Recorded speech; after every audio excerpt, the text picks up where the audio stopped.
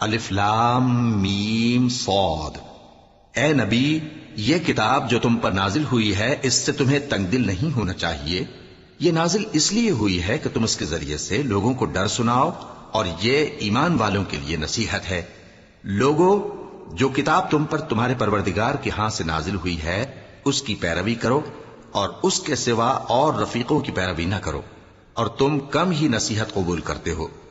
اور کتنی ہی بستیاں ہیں کہ ہم نے تباہ کر ڈالی جن پر ہمارا عذاب یا تو رات میں آتا تھا جبکہ وہ سوتے تھے، یا دن کو جب وہ قیلولہ یعنی دوپہر کو آرام کرتے تھے، تو جس وقت ان پر عذاب آتا تھا ان کے منہ سے یہی نکلتا تھا کہ ہائے، ہم اپنے اوپر ظلم کرتے رہے۔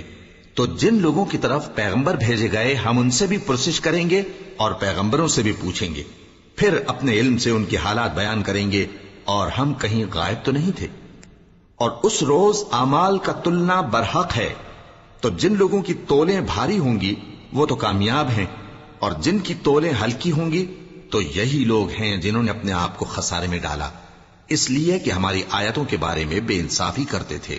اور ہم ہی نے زمین میں تمہارا ٹھکانہ بنایا اور اس میں تمہارے لیے اسباب معیشت پیدا کیے، مگر تم کم ہی شکر کرتے ہو۔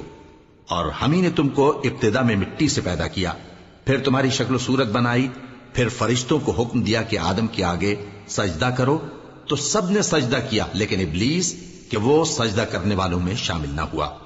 اللہ نے فرمایا، جب میں نے تجھ کو بھی حکم دیا تھا تو کس چیز نے تجھے سجدہ کرنے سے باز رکھا؟ اس نے کہا کہ میں اس سے افضل ہوں، مجھے تو نے آگ سے پیدا کیا ہے اور اسے مٹی سے بنایا ہے۔ فرمایا، تو بہشت سے اتر جا، تجھے شایع نہیں کہ یہاں تکبر کرے، پس نکل جا کہ تو ذلیل لوگوں میں سے ہے۔ اس نے کہا کہ مجھے اس دن تک مہلت عطا فرما جس دن لوگ قبروں سے اٹھائے جائیں گے۔